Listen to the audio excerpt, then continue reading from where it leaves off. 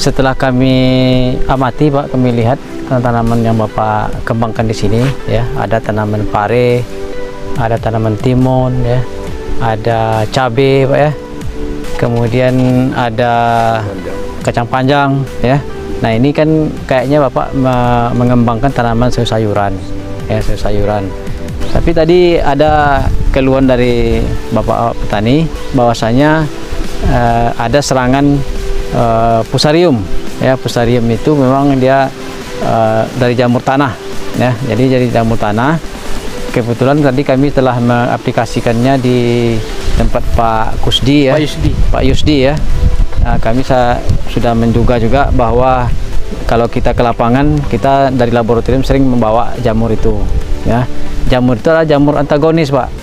Jadi jamur antagonis itu gunanya nanti memang kita investasikan ke pupuk kompos, pupuk kandang. Jadi nanti sebelum Bapak tanam ini, nanti pupuk komposnya itu ditumpuk dulu ya, ditumpuk, kemudian nanti ditaburkan trichoderma di komposnya, kemudian kita aduk merata ya. Kalau seandainya pupuknya itu agak kering, nanti kita lembabkan lah, kita kasih air sedikit supaya jamur itu nanti tumbuh di pupuk kompos itu.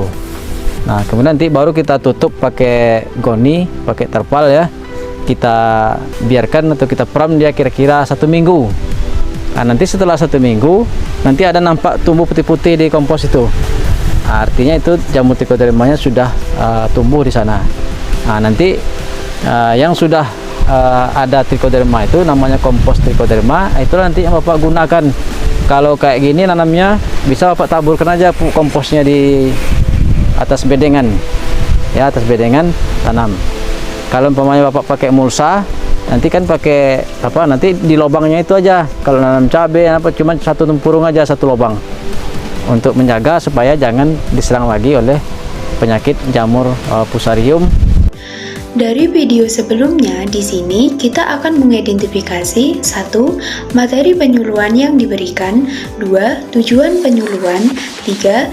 Isu strategis yang diangkat dalam penyuluhan, 4. Konsep berkelanjutan yang dikembangkan, 5. Falsafah penyuluhan.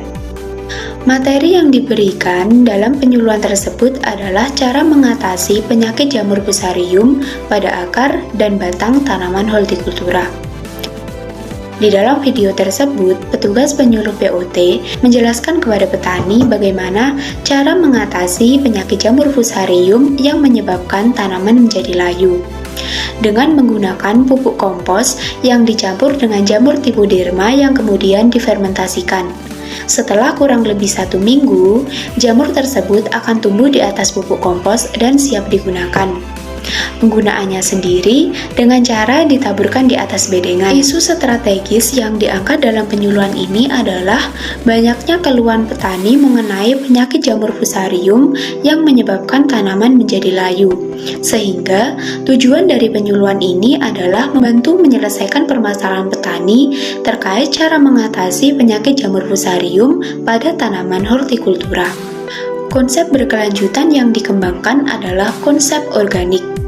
Seperti yang sudah saya jelaskan, bahwa dalam mengatasi permasalahan penyakit jamur fusarium ini, menggunakan pupuk kompos yang dicampur dengan jamur trichoderma yang kemudian difermentasikan.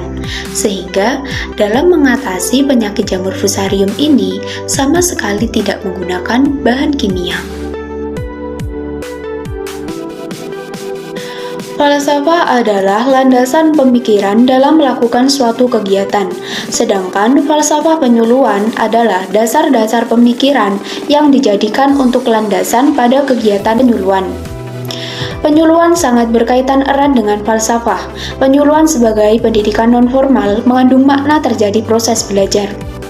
Keberhasilan penyuluhan tidak hanya dilihat dari petani, namun terdapat komponen lain seperti penyuluh dan sistem penyuluhannya.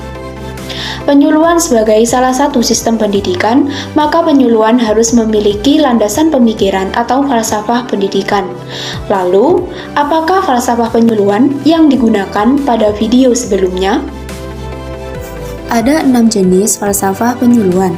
Namun, pada video penyuluhan tersebut, falsafah yang digunakan adalah falsafah mendidik, yakni penyebar luasan informasi di mana teknologi dasar sebagai inovasi baru disampaikan ke petani melalui penyuluhan sebagai dasar penerangan dan melalui proses belajar.